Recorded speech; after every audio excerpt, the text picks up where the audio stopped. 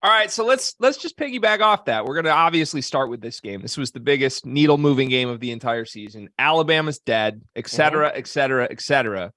But I want to talk about the LSU side of this first, because as of today, LSU is right there in the mix in the AP poll, and they are more than capable of climbing and chipping their way up into the college football playoff discussion. So for the sake of overreacting, LSU is going to make the college football playoff this season. Am I crazy? Let's go to our SEC guy, Max. How crazy am I? Hold on 1 second. Let me take this call real fast. Hold on. Oh, that's right. Brian Kelly called. Apparently, he's working with these right now because of that 2-point conversion call. But you know what? I think no. I'm gonna go no. They miss it because I don't think they can close out the SEC championship. I love the bravado, the fact that they threw a kill shot to the SEC 3-team hype, hope, and everything that we had. And as an SEC guy, you know, I'm always happy about seeing the SEC succeed. But sure. The conversation of 3 teams and then had Alabama won and then all this crazy scenario. I didn't want to deal with it. Like, listen, I want winning. I want to have some variability in this college football playoff, especially before we get into the 12-team playoff. I want to see some fresh blood injected. I have to say, I'm on the TCU train. I would love to see a Pac-12 team come along as well, and that just frees it up. What LSU did just unmucked the waters and allowed for there to be 4 different conferences represented in this playoff. So for the sake of my artistic and journalistic integrity, that's what happens when you take 3 shots in less than 10 minutes. I am going to say no. All right, Felder, what do you think? The only team that's done it with 2 losses is LSU. Yeah. And the only difference is LSU did, when they did that, they were like, well, we were undefeated in regulation. Which I was like, you still lost, dude. Yeah. So, like, literally, what if Alabama flipped that argument on them?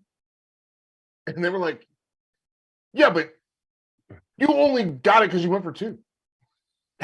Yeah, we had 2 losses by 4 combined points, right? Yeah.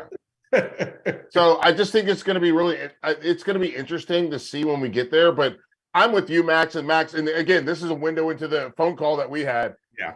We were both like, oh, we don't have to talk about this anymore. Yeah. We don't have to, like, we can talk about something else. We can talk about football, which is that's what I love to talk about, because the reality for me watching the LSU game, the LSU and the Alabama game, the big thing for me, and Max, you hop in when you're ready, but like watching Alabama not have pass catchers that they've had in the past, not have they had the running game that they've had in the past, but they didn't have it consistently. No. And they didn't have a bruiser that was ready to go. Like, I think they would have been better off with Brian Robinson. Even though Jahmyr Gibbs, I think, is a more explosive running back, Robinson, as a guy that's a steady Eddie, would have probably been better for them in this game. And then we also see Gibbs. We see him drop passes. We see and listen, I love Bryce Young. Yeah. And I love the way and we will get to it when we talk about Ohio State, if we get to talk about Ohio State. But I love the way that Young steps up in the pocket. Helps his offensive line. I love that.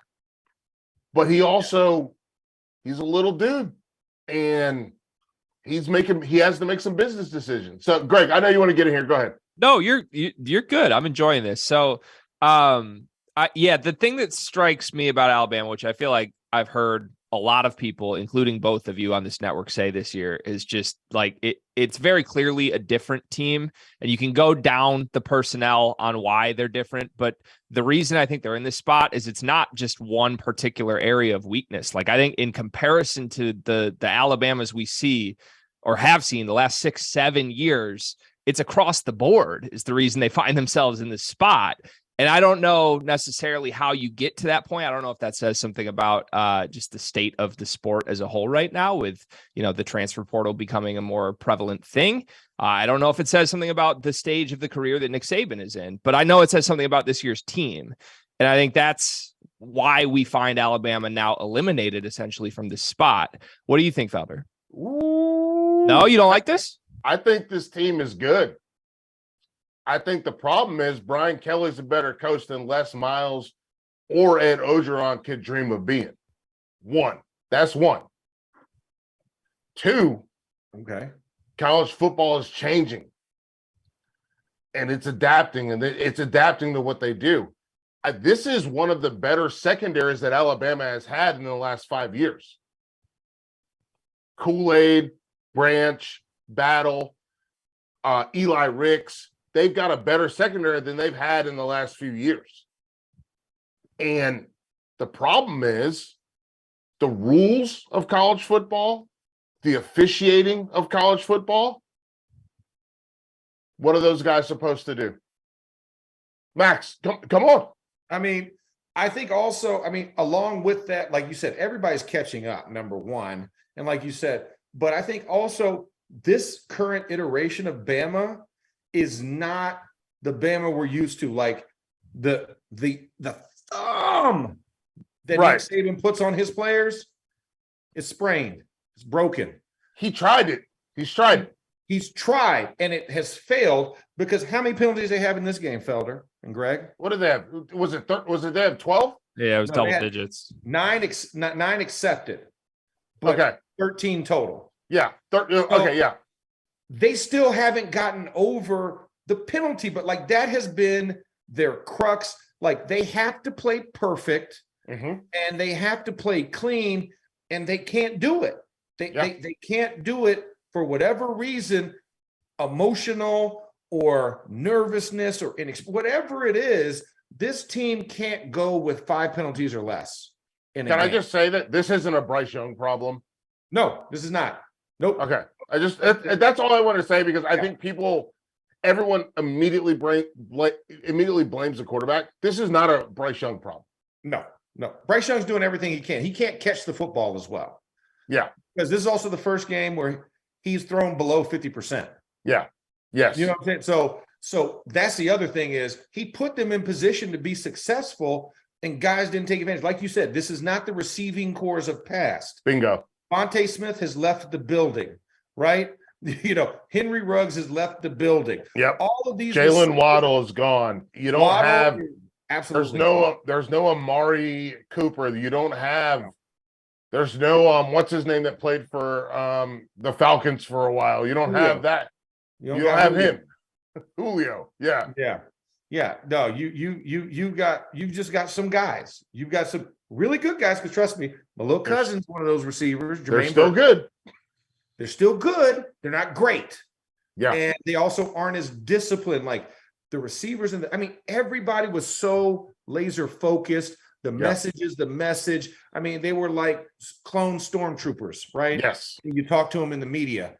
Not in the NIL era. No, I got a brand, homie. Listen, I'm trying to push this product. Listen, if you want to catch such and such, you're talking in third person on these interviews. It's just a different personality. It's a different era now that we've reached for college football. And not to say that Nick Saban's system is not going to work, but as it currently stands in the wild, wild west of NIL transfer portal football, right. He'll recalibrate. He'll adjust like he always does. But right now, we've caught the aberration. We've caught the aberration in the system, right? The matrix is in a little bit of a flux right now for him, and he'll be back on course. But right now, this is the striking moment for everybody else to kind of catch up and get into the contest. Well, I think this, like, these guys weren't ready to put their nuts up on the table. Absolutely not. Once again, I'd like to reference Brian Kelly. Yeah. You don't have no marbles. Yeah. Marbles weren't there. When it came cutting time, these dudes didn't want that Pedro Serrano. Yeah. You know what I'm saying? They wanted the easy way out. They said, if I show up and I put this crimson and cream on, I'm supposed to be good. Teflon Don. Nah. Everybody else said, nah, they ain't nothing but red player. There you go. In this.